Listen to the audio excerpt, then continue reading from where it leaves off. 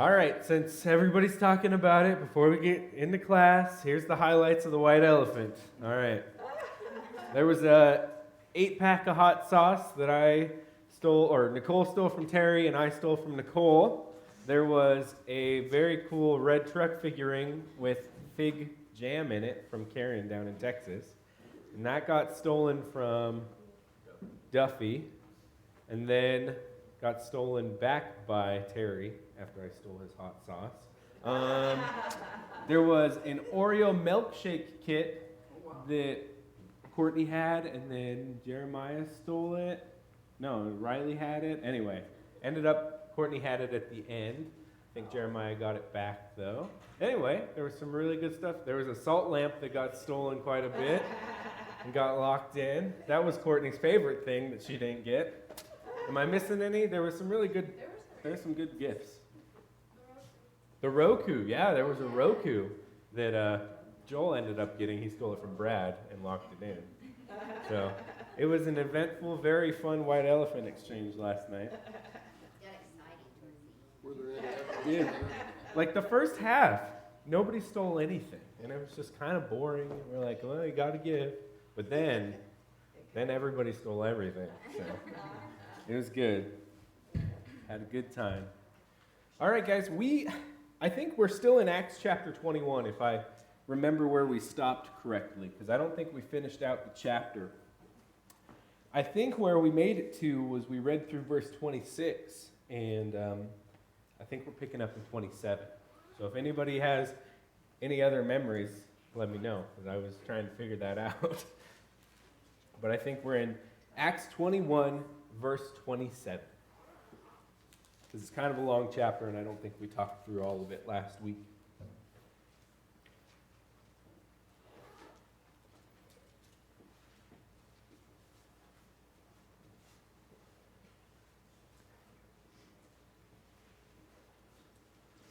All right, let's go ahead and we'll go ahead and read through the end of 21, and we can talk about this a little bit and then move into chapter 22. 22 short, so I think that'll be just about right. So, Acts 21, verse 27. Let's read together. When the 7 days were almost completed, the Jews of Asia, seeing him in the temple, stirred up the whole crowd and laid hands on him, crying out, "Men of Israel, help! This is the man who is teaching everyone here against the people and the law and this place. Moreover, he even brought Greeks into the temple and has defiled this holy place." For they had previously seen Trophimus the Ephesian with him in the city, and they supposed that Paul had brought him into the temple. Then all the city was stirred up, and the people ran together. They seized Paul and dragged him out of the temple, and at once the gates were shut. As they were seeking to kill him, word came to the tribune of the cohort that all Jerusalem was in confusion. He at once took the soldiers and the centurions and ran down to them. And they saw the tribune and the soldiers, they stopped beating Paul. Then the tribune came up and arrested him and ordered him to be bound with 2 chains. He inquired who he was and what he had done. Some in the crowd were shouting one thing and some another. And as he could not learn the facts because of the uproar, he ordered him to be brought back to the barracks. And when he came to the steps, he was actually carried by the soldiers because of the violence of the crowd. For the mob of the people followed, crying out, "Away with him!" As Paul was brought into the barracks, he said to the tribune, "May I say something to you?" And he said, "Do you know Greek? You're not an Egyptian, then, who recently stirred up a revolt and led the 4,000 men of the assassins out into the wilderness?" Paul replied, "I'm a Jew from Tarsus of Cilicia, a citizen of no obscure city. I beg you, permit me to speak to the people." And when he'd given him permission, Paul, standing on the steps, motioned with his hand to the people, and when there was a great hush, he addressed them in the Hebrew language. And pause there for a second. That's the end of chapter 21. I don't think it's a good chapter break, because it's right in the middle of the story. But what was happening that we were talking about last week that led into verse 27? We talked about the elders told him that the people of the city were talking smack against him, telling them that he's telling people not to be circumcised and not to do it, not keep law or whatever. And so they devised something to show him that he actually didn't follow the law. He did all along. He had men that were taking a vow, and then he cleansed or whatever at the end of the vow, so he opted that expense and went with him and did it. But it didn't seem to do much good. Yeah. Well, absolutely. So a couple of parts. Paul was with the elders in Jerusalem, right? And they were worried, collectively, that he was going to go to his death, basically, right? But that was one part of it. Another part was we read about how Paul kind of planned to fit into the culture, even though he didn't have to, right? To fit into the culture. They said, what do we do with these people? Because they're saying they need to be circumcised, and they're saying they need to follow the old law. And Paul didn't say, well, no, they don't, even though they didn't need to. He said, well, here's what we'll do. We will go through with this and do it to fit into the people, right? Even though, I don't know if you said this or not, Craig, but even though he wasn't hindered by that law at all, he didn't need to have circumcision for himself or either one. Did you have another comment on that? Yeah, the thing about it is in 20, it sounds like when he heard again glorifying God, you see rather how many thousands were among the Jews who had believed, and they are zealous for the law. It sounds like to me it sounds like they're the ones that were the ones saying that he isn't. Mm-hmm. There were Jews that believed, but they also believed that you had to become a Christian, you had to become a Jew first. I think that may be what these are here. Yeah, that's kind of what played into that whole conversation, right? So then we get to 27. So we got covered the recap, and now we're back to 27. What's going on here? Well, the crowd is stirred up because of Paul again. Typical, right? It's just like it's another day, another location for Paul. But what's happening this time, we have a very detailed account of what's going on, which is a little interesting. We have a very detailed account of the riot, basically. Terry? We also have a very detailed account of the fact that the entire basis of the riot is an assumption. Mm-hmm. Absolutely. That's incorrect. Oh, dude, let's see. Let's see where it says this. Okay, so that would be verse 28 and 29. Let's read those again. They were crying out, "Men of Israel, help.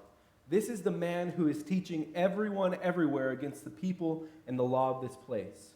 Moreover, he even brought Greeks into the temple and has defiled this holy place." For they had previously seen Trophimus the Ephesian with him in the city, and they supposed that Paul had brought him into the temple. But listen to what they said. This isn't a man teaching against God. This is a man teaching against our people, our law, and this place. Mm-hmm. And then the assumption that he brought a Greek into the temple. But that's a very self-centered, they're not defending God here. And it's funny, because the very first words are, "O men of Israel." What should that sentence statement mean? O men of God. And then they say, "O men of God, this man has come in and got all up in our space. He brought up in our temple and took away our teachings." Doesn't say a thing about God. O men of God don't say a thing about God. So you're absolutely right. Not only is it an assumption that he's doing these things, but it's not even based on following God. It's just based on he's in our space, kind of taking the pride away again, right? But I think both of them are actually assumptions because they don't know that he's actually going to step in, take away their teaching. They really don't know that he brought a Greek into the temple because I don't think he did. Every single one of these is an assumption, kind of assuming the worst is about to happen. So yeah, It's very interesting.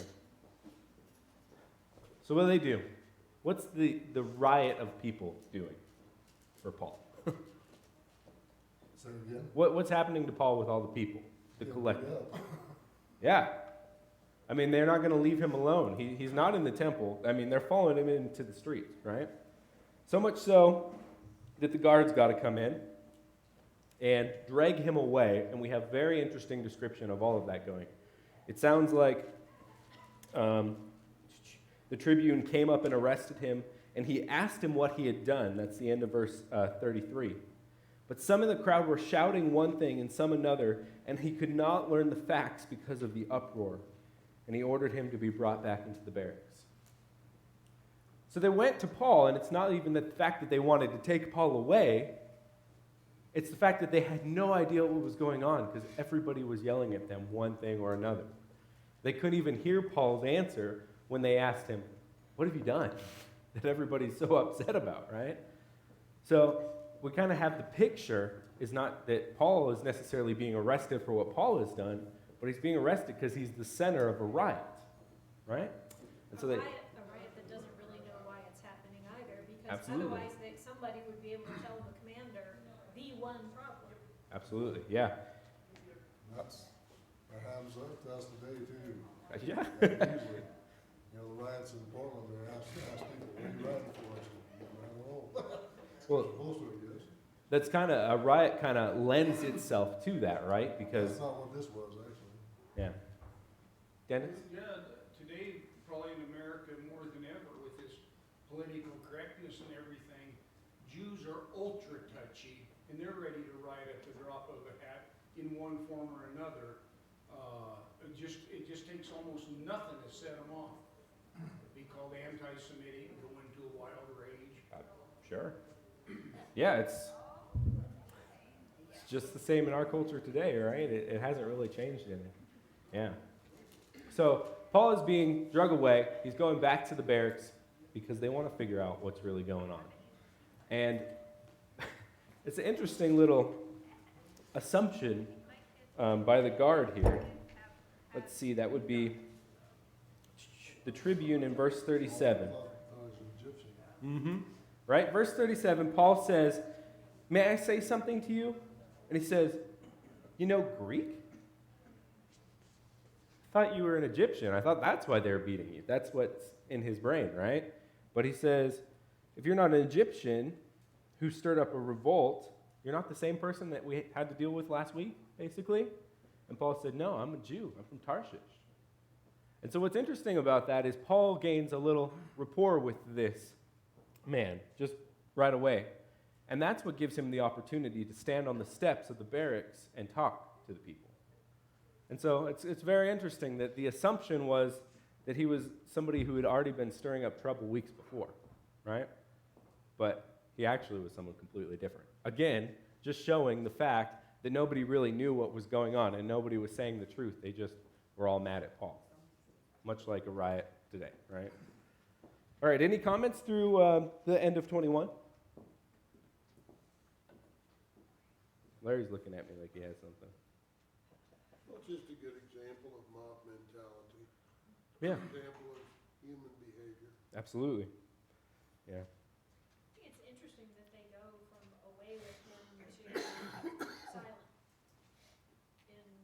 I don't know the length of time, but from 36 to 40, they go from a mob to a crowd of people listening to a guy talk. That is an interesting thought, Terry.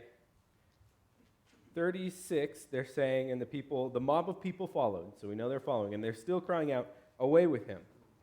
But all we know that happens is he talks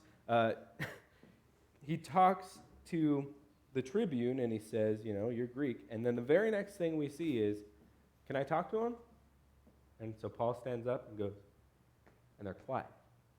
And that just seems weird, right? If you're in a riot, the person you're rioting over standing up and going, "Shh," probably is not going to do anything, but here it did.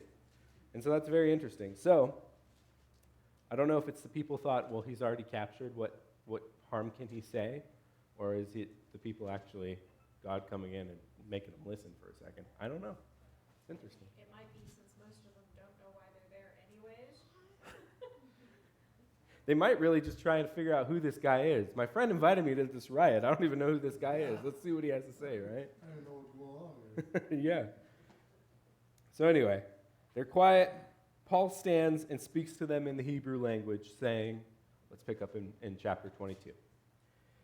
Brothers and fathers, hear the defense that I now make before you. And when they heard what he was addressing them, that he was addressing them in the Hebrew language, they became even more quiet. And he said, I am a Jew, born in Tarshish of Cilicia, but brought up in this city, educated at the feet of Gamaliel, according to the strict manner of the law of our fathers, being zealous for God as all of you are at this day. I persecuted the way to the death, binding and delivering to prison both men and women. As the high priest and the whole council of elders can bear me witness, from them I received letters to the brothers. And I journeyed towards Damascus to take these also who were there and bring them in bonds to Jerusalem to be punished. As I was on my way and drew near to Damascus, about noon, a great light from heaven suddenly shone all around me, and I fell to the ground and heard a voice saying to me, Saul, Saul, why are you persecuting me? And I answered, Who are you, Lord? And he said to me, I am Jesus of Nazareth, whom you are persecuting. Now those who were with me saw the light, but did not understand the voice of the one who was speaking to me. And I said, What shall I do, Lord? And the Lord said, Rise and go into Damascus, and there you will be told all that is appointed for you to do. And since I could not see because of the brightness of the light, I was led by the hand to those who were with me, and came into Damascus. And one Ananias, a devout man according to the law, well spoken of by all the Jews who lived there, came to me, and standing by me said to me, Brother Saul, receive your sight. And at that very hour I received my sight, and I saw him. And he said, The God of our fathers appointed you to know his will, to see the righteous one, and to hear a voice from his mouth. For you will be a witness for him to everyone of what you have seen and heard. Now why do you wait? Rise and be baptized and wash away your sins, calling upon his name. Verse 17. When I had returned to Jerusalem and was praying in the temple, I fell into a trance and saw him saying to me, Make haste and get out of Jerusalem quickly, because they will not accept your testimony about me. And I said, Lord, they themselves know that in one synagogue after another I imprisoned and beat those who believed in you. And when the blood of Stephen, your witness, was being shed, I was standing by and approving and watching over the garments of those who killed him. And he said to me, Go, for I will send you far away to the Gentiles. Pause there.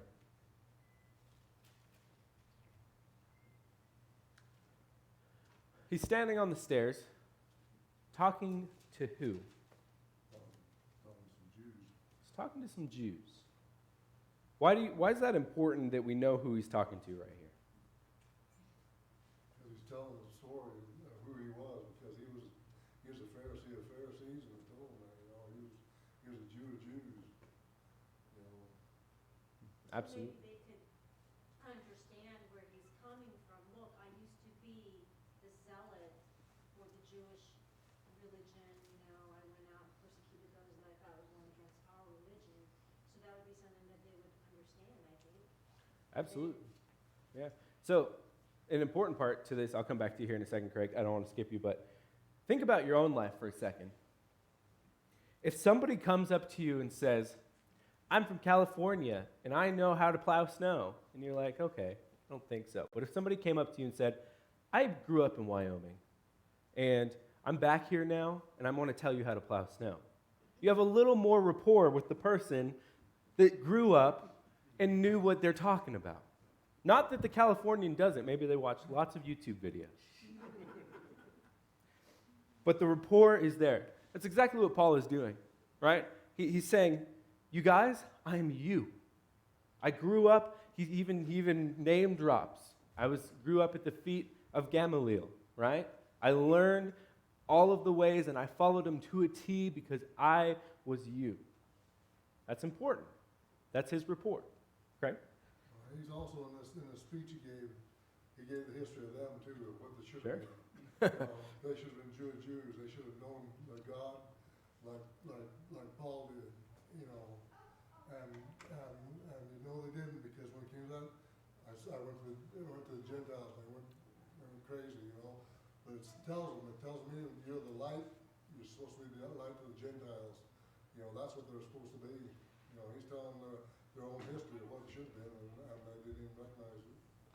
Yeah, he tells their history and his own history kind of entangled. I'm going to go Dennis and I'll come back up. Well, just what Nancy and Craig said, he out-Jewed them Jews. Sure. Let them know it. Absolutely. That's a good way to say that. I like it. It's fun. Terry? There's a little bit of condemnation in here if you read the end of verse 5, where he talks about getting letters and going to Damascus and bringing these people as prisoners to Jerusalem to be punished, not to be tried, not to be tested, not to be questioned. There's a little bit of condemnation in here too, for himself and for them, on the fact that they persecuted this way that was God's, Mm-hmm. without really spending a whole lot of time doing any kind of investigation. And there's also kind of the throwing it right back on them is he said, you were the one who gave me the letters to go persecute. I was following your orders. Now, he's saying in the same light, he's like, I didn't shun it. That was terrible. I was terrible. God confronted me about it, but you were telling me to do it. So, again, they kind of come right in together. We have the Jews and Paul, coming right together here because he shares his story as well. He shares about the road to Damascus, and he doesn't leave anything out, right? He shares about how there was a bright light, how he heard the Lord Jesus speaking to him, how everyone else saw the light but didn't hear the words, and he also shares how he was blinded. Nobody else was blinded. He was blinded. So what's he have to do? Well, he was told to go into Damascus, find the one called Ananias, and he gave the short version of the Ananias experience, right? But he said, Ananias said, you can see, now go and teach the Jerusalems, or the Gentiles. The Jerusalems is not a word. The Gentiles, right? Be baptized and go and teach. He tells his whole story, and he doesn't leave any part of it out. As a Jew listening to this, his story is terrifying because he already built rapport with you, and he said, I was you, and then he shared a transformation. So there's a couple of things that could be going through your mind. Is Paul a special person to get this transformation? Is this a transformation I should be having? If I do have it, what does that mean? Because he just ended on the Gentiles. He also, not in this version, but in the version, he says, why do you push against the goads? You know, a goad was a deal a shepherd used to guide the sheep. Okay. You know, he felt the guiding, but he resisted it. So in his mind, he was going through what he was doing. You know, was this actually right? I think he was trying to, something didn't feel right. Because God was pushing him, and he was, this is what I'm supposed to do. You know, he had in his mind for a while was saying, there's something wrong here, and that's why he did this. I think, God had him lined up for this. Yeah. Good thing we never do that. Good thing we're never pushed around a little bit and trying to figure it out, but still independent. Yeah.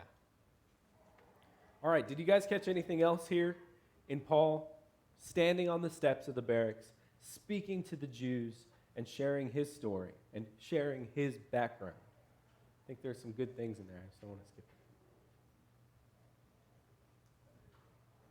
it. Okay. Wow, we're really cruising today, so. Did you guys have any? Okay, I thought I saw a hand pop up over here. All right, let's pick up in verse 22. 22. Up to this word, they listened to him. The last word we heard was Gentiles. Up to this word, they listened to him. They raised their voices and said, "Away with such a fellow from the earth. He should not be allowed to live." And as they were shouting and throwing off their cloaks and flinging dust into the air, the tribune ordered him to be brought back into the barracks, saying that he should be examined by flogging to find out why they were shouting against him like this. But when they had stretched him out for the whips, Paul said to the centurion who was standing by, "Is it lawful for you to flog a man who's a Roman citizen and uncondemned?" When the centurion heard this, he went to the tribune and said to him, "What are we to do? For this man is a Roman citizen." So the tribune came and said to him, "Tell me, are you a Roman citizen?" And he said, "Yes." The tribune answered, I bought this citizenship for a large sum," Paul said, "and I am a citizen by birth."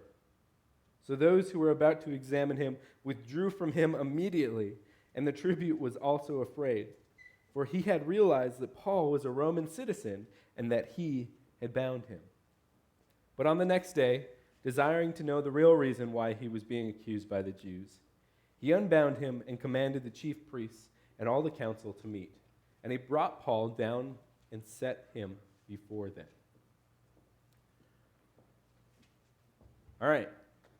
So we just ended. He's standing on the steps of the barracks talking to the Jews, and they stopped listening to him when? Gentiles. That's the nope, done with you word, right? And that's why Paul, he tried. He had the rapport, he had the story, but he still got to Gentiles. They were done. They were silent before that. But then what did they do? Instead of being silent, they started shouting. They were throwing off their cloaks and flinging dust up into the air. I have a note there, somebody did some investigation on that, and they said their guess was that they wanted to throw rocks and stone him, but they didn't dare hit the soldiers. So this was the next best, I guess we'll just kick dirt at him, huh? Tantrum. This has been a tantrum the whole time, whether or not there was dust or not being kicked up. But whether they wanted to stone him or not, does that not just give us the picture of how they reacted? Like a seconds of change, right? From being silent to just being screaming and taking off their coats in anger and flinging dirt up at him. Amazing how much has just changed in just one word. Because we don't hear any more of what Paul has to say. That's it. All right, so they're frustrated, they're angry, they're rioting yet again. So they drag Paul back off and take him into the barracks, saying he should be examined by flogging. Who can tell me what that means? Tortured. Sure. The more modern way we would say that, he would be whipped until they got answers. Right?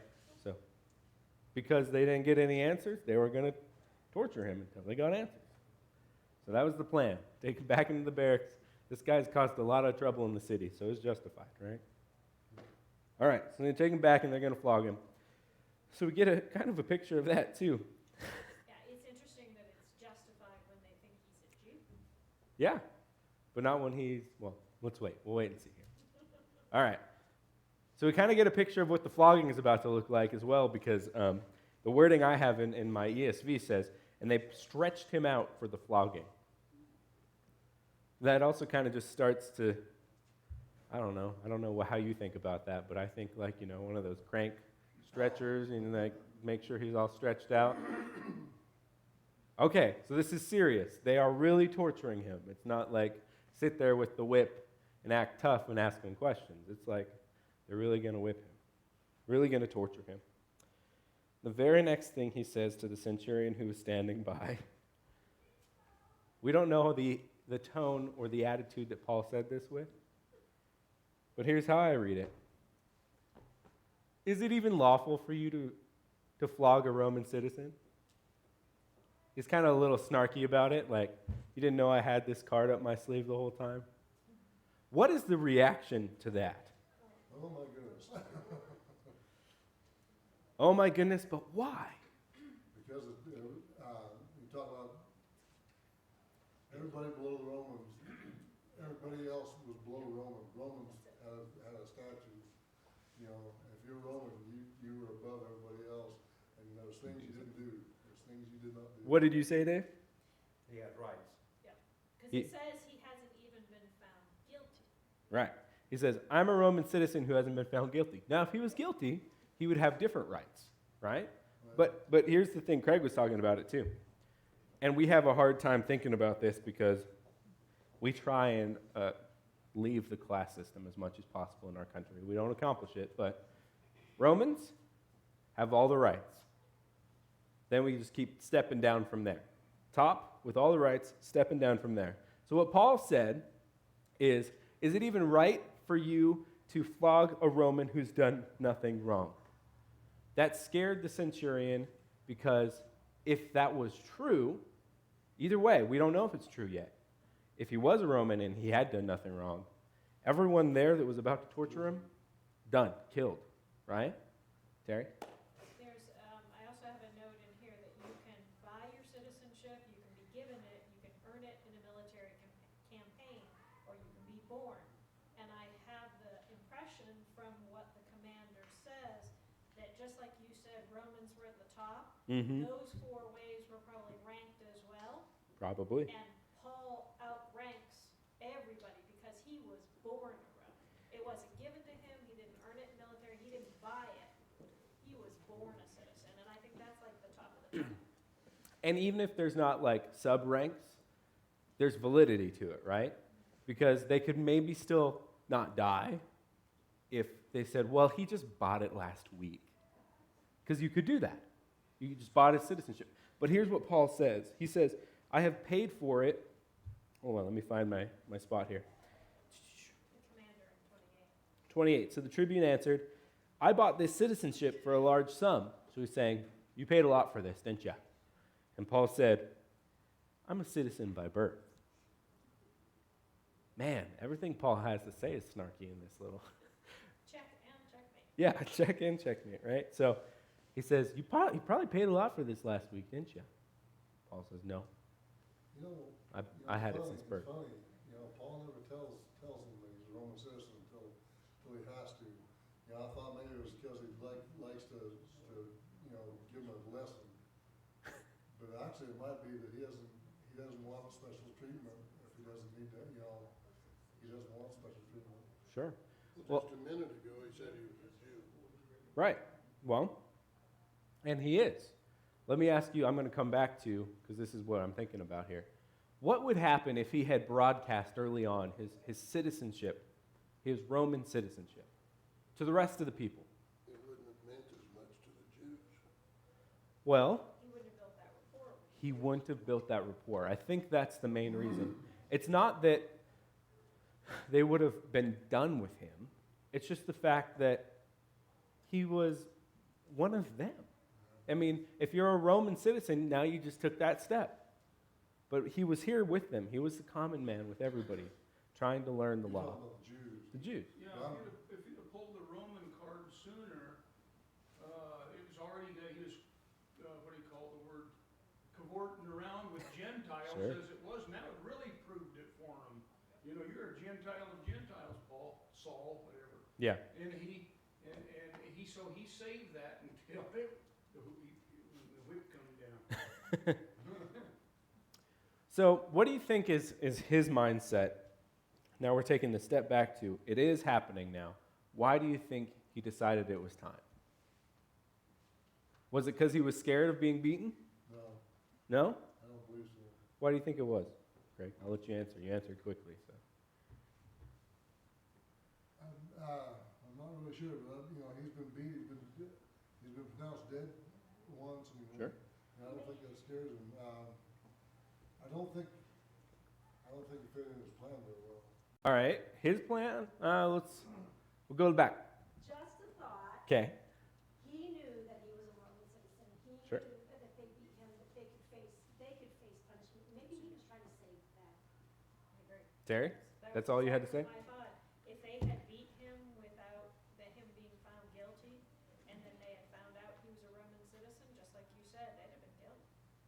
Let's think about the mindset of Paul here for a second. I mean, and I kind of dwell on this a lot because it's the mindset I try and have. He tries to be a man unto all men. When he was in Athens, we saw that he even worked with an unknown God. He will work with whatever he has as to help people, as to show them the gospel. Here's why I think, and I agree with these two ladies here, I think he knows that in order for these people to be witnessed to, they can't be dead. And it's going to come out either way, but he might as well do it before the problem occurs, right? That makes sense too, because I think on his journey to Rome, which is, I think some of these people are with him, you know, I think they're converted actually. You know, they got to be quite a rapport to him, so that might be the deal there, so. And we don't have we don't have really any recordings of we don't have any recordings of who these people that converted and followed him were, but I would think there would be some, right? Yeah. They got the way they respected him, way much, you know. Mhm. He was somebody special, I believe, to them. You know, he's the one that saved their own ship, you know. Yeah. You know, they believed him, so they stopped the sailors from going overboard. Sandy, don't want to skip you. All things to all people. And reminds me of a conversation you and I had this week. God loves them too, no matter what we think their preconception is. Why would we not advertise to those people just because they might not want it? But really, we just need to keep on, right? Yeah. I don't even know what conversation you're talking about. An ad for your podcast somewhere that's nothing else like it out there. That's it. An ad for my podcast. All right. Any other comments through here? So, where we kind of stop today, or we end the story, is instead of flogging Paul to try and get answers, instead of torturing him, just in one verse we see, well, now the plan has completely changed. And it's much more humane. Verse 30, right? The next day, desiring to know the real reason why he was being accused by the Jews, he unbound him and commanded the chief priests and all of the council to meet. And he brought Paul down and set him before them. Yeah. Why didn't they just ask Paul, why do you think there? Why didn't they just ask him, why do you think? I mean, they're gonna beat him, but I never see anywhere in here where they asked him, and he could have just told them, because I'm trying to preach the gospel. Well, I You think know? that's what they're going to do now. Okay, and the reason I say that is there's a difference between setting before the council because of all the people there. They can ask the questions, and everyone knows, and it's the truth in their mind. I'm not sure that if Paul just told the guards one thing that would really carry enough weight. But you're absolutely right here. Why did they torture him instead of just taking him to the council to begin with? Well, I think it's a cultural thing here. I think he was causing a riot, and this is what you do with rioters. And the way they answer that is, aren't you the Egyptian that was just doing this last week? It's something else. It happens in their culture, and this is how they deal with it. They take them and flog them and get the answers. So I think that's unfortunate, but we see Paul working through it, and then now he's going to get to sit before and actually get asked, what is going on? Dennis? There's something that maybe Dave or Larry might have noticed. In some of our Bibles, it says at the beginning of that riot thing, several officers or centurions and soldiers or guards came. In other words, this wasn't just a bunch of sheriff's deputies on the scene. This was the sheriff himself, the chief of police, maybe the head of the National Guard. I mean, this was big deals come to personally grab him Right. and hold off the mob. That's a good observation. Something else that's interesting about your Romans have all the rights. Sure. You notice in 29, the commander himself was alarmed when he realized that he had put Paul, a Roman citizen, in chains. So, let alone the fact that they didn't beat him, the commander, who had to have been of some rank, was freaked out just because he put a Roman citizen in chains. He was So chilling. obviously, like David said, obviously Roman citizens had rights. Yeah. Yeah, there's no break between Paul saying it. In the end of 28, he says, I am a Roman citizen by birth. So those who were about to examine him withdrew immediately. They ran out of there. They said, I was never here. Right? They're gone. And then the commander in charge himself was afraid, is what my version says. Right? So he feared because they were about to start torturing Paul, and he was already afraid that they had done too much by chaining him up, by bounding him, is what mine says. He was afraid because he was a Roman citizen and that he had already bound him. So they're scared of this factor. So, yes, he had rights. It's crazy to think that he was the only one that had rights, but he had rights. And so he's actually going to get a fair trial now, is how we'd say it today. He's going to get talked to in front of the council and see what was really going on.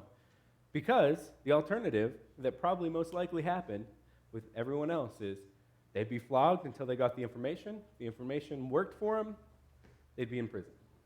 If the information was really bad, they just finish that person off. Now, that commander, is that rank actually was a Chiliarch, which is a colonel in the modern days. What's that, Greg? He was a Chiliarch, and that's a colonel. Okay. Actually, he's commander of 1,000 people. Okay. So yeah, he definitely had the status, and then he was still afraid. Interesting. Yeah. Terry was saying, if you didn't give the right answer, and this is what I would agree with too, you might have just been continually flogged until you did. They probably flogged him to death. Yeah. It's the easiest way to deal with somebody. They got whatever information they could, and then they got to bury him. So. Spoken much like a guard. Okay. All right. Any other comments through 22 here? What is the purpose of public flogging? I'm not sure this one was public though. Just so the way that I read it, it sounds like it wasn't. I think the purpose of public flogging is much like the purpose of a crucifixion, and it's the fact that you're making a statement with something. Preventative measures was. Yeah, it's propaganda, So right? private flogging would just be for the sake of getting rid of someone. Yeah, this is just an interrogation, right? And I don't like drinking water when somebody's working. I'm not going to get into. I think it still happens today, all right? But we obviously hope there's some more humane methods of doing it, right? But I think this was to get more information, and there's the opposite ones too, where it's to make a statement to the whole people. And that's more, we see that with Jesus. We see that with Paul some too, though, but I think that's why Jesus was publicly whipped, publicly beaten, carried his cross, hung on the cross. All of that was to make the statement. He was to shame and humiliate too. It wasn't just for the physical part or Yep. the confessions. But I'd say it all backfired. Nancy? So I was wrong because in the previous chapter 21, they did ask Paul, and he asked who he was and what he had done, but because of the multitude crying out, he couldn't give an answer. And that was in the temple. 21, that was when they had brought him outside the city limits, shut the gate, and were beating him, and then the commander come running down there with his men and stuff. They stopped beating him, 21, Mhm. 30, 32, 33. So you're saying he has gotten the opportunity to just be straight up asked before. Yeah, but right? I said, but because the multitude crying out, and they could not ascertain the truth because of the tumult. Mhm. You know. Typical. I think that they would brought him back where it was quiet and then ask him again, but they didn't. Well, again, I think the cultural thing really comes into play here is the fact that this is how they dealt with people, right? They took them away and they flogged them until they got the info, or they just kept flogging them until they were done.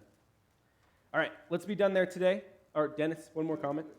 Something that has nothing to do with today's story, but earlier in this chapter, and one or two chapters before, I noticed at least twice where it says they brought down the elders from Mhm. Ephesus or Jerusalem, and the elders, and it didn't name them. Now I noticed Paul generally, when it's just a couple guys, he names them, no matter what, good, bad, or he'll Yeah. name two characters. My opinion of that, and that's all it is, but is that there were so many elders, he didn't bother naming them. Or if it was just two, I think he'd have said the names. We named all 7 deacons early on. We named the 12 apostles, he did. Luke elders. Hmm, So that's something true. just tells me there was more than just a couple. That's just me. Well, I thought there was like 70-ish. Didn't it talk about there being like 70 elders? That word somewhere. Well, they said 70 people ought to go preach.